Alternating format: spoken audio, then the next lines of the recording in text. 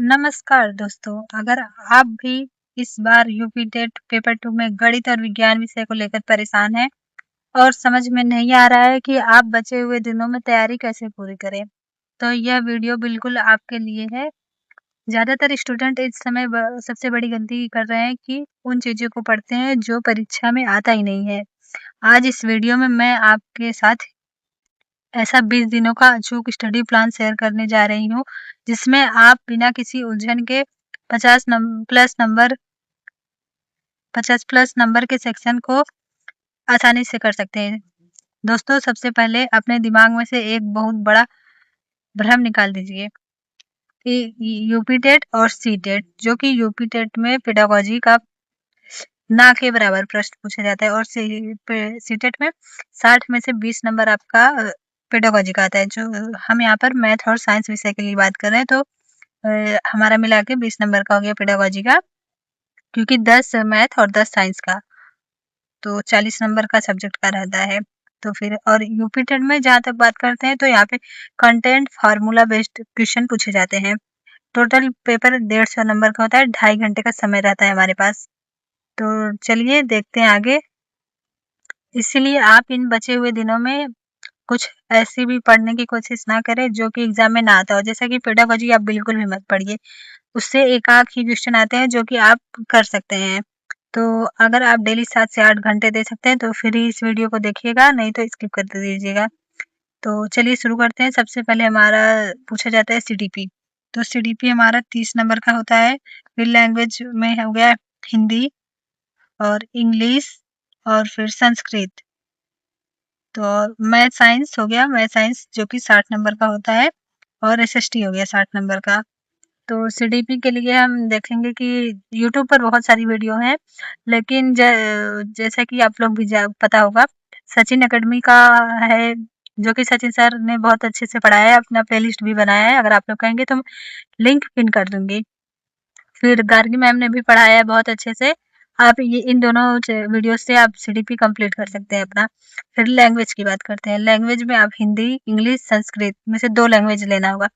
तो इसमें से मैं इंग्लिश के लिए यहाँ पर नहीं बताऊंगी, क्योंकि मैंने इंग्लिश नहीं लिया है, मैंने हिंदी और संस्कृत लिया है। तो हिंदी और संस्कृत के लिए मैं बता रही हूँ।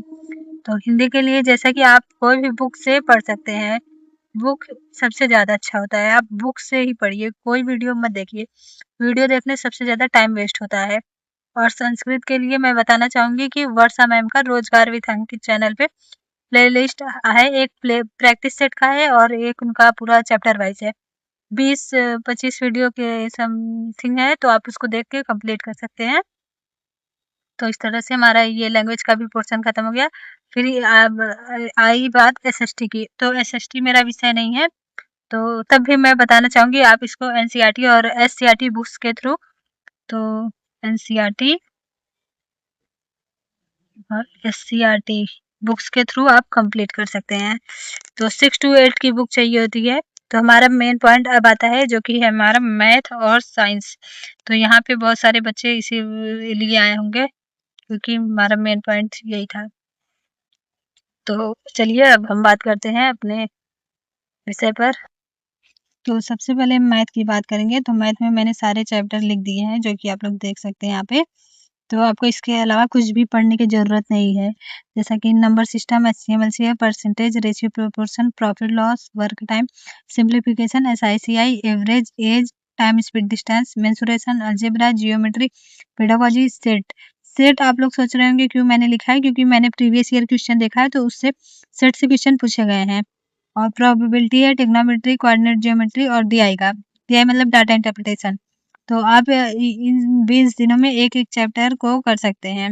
एक चैप्टर आप उठाइए, उससे सारे क्वेश्चन लगा डालिए। प्रीवियस ईयर देख लीजिए क्या-क्या आया है, नहीं आया, उससे ऐसे करके आप एक-एक सब, मैंने ये 20 दिनों के लिए लिखा है, तो आप 20 दिन में इसको कंप्लीट कर सकते हैं। ये हो गई मैथ की बात। अब हम चलते हैं साइंस की तरफ।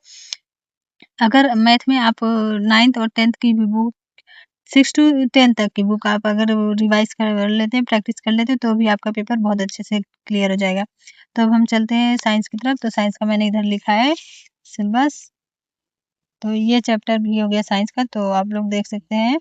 तो च अब आप लोग को क्लियर दिख रहा होगा तो ठीक है, हम शुरू करते हैं।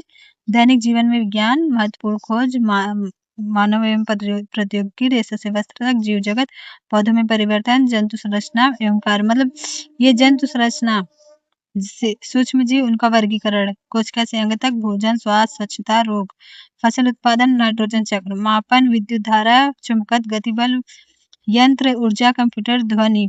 कंप्यूटर आप लोग सोच रहे हैं क्यों लिखे हैं, क्योंकि ये सिलेबस में दिया हुआ है कंप्यूटर, जिससे आपका क्वेश्चन पूछा जाएगा। फिर ध्वनि, स्थिर विद्युत, प्रकाश, पास पड़ोस में होने वाले चेंज। अब आप लोग पास पड़ोस में से ये मत समझ लीजिएगा जो कि ये कुछ भी हो रहा है, तो ये हमारे पर्यावरण से रिलेटेड, इन्वायरमेंट से रिलेटेड क्वेश्चन पूछाएंगे। तो फिर केमिस्ट्री में देखेंगे एसिड बेस से हीट है हो गया हमारा, उष्मा, ताप, खनिज, धातु, कार्बन यौगिक, फिर ऊर्जा के वैकल्पिक स्रोत। तो इतना हमारा साइंस हो गया। साइंस के लिए भी आपको 6 to 10 तक के एनसीईआरटी और एससीईआरटी की बुक्स पढ़कर आप एकदम आसानी से क्लियर कर सकते हैं। आप इन चैप्टर को एनसीईआरटी और एससीईआरटी की बुक से लाइन बाय लाइन पढ़िए, आपका एक भी क्वेश्चन ऐसा नहीं होगा जो कि नहीं आएगा।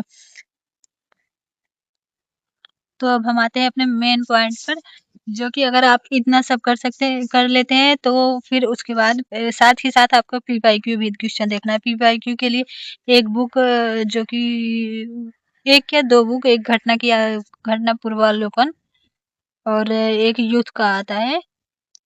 तो आप उस दोनों में से कोई भी बुक ले सकते हैं। मेरे पास घटना चक्र है। मैं यहाँ पे किसी भी बुक का पब्लिकेशन नहीं कर रही हूँ। तो जो भी आपको अच्छा लगे आप इन दोनों में से एक बुक ले सकते हैं, जो इस practice most be important. Exam में ज़्यादा दिन नहीं रह गया है। अगर आप लोग चाहते हैं, मेरे पास एनसीईआरटी के नोट्स भी है, तो अगर आप लोग कहेंगे तो मैं एनसीईआरटी के लिए वीडियो लेकर आऊँगी साइंस के लिए। तो आप लोग को वीडियो कैसा लगा? अगर चैनल पर पहली बार आए तो सब्सक्राइब करके ज़रूर जाइएगा। Thank you guys. तो ऑल द बेस्ट आपके 20 डेज़ टारगेट के लिए। Thank you so much.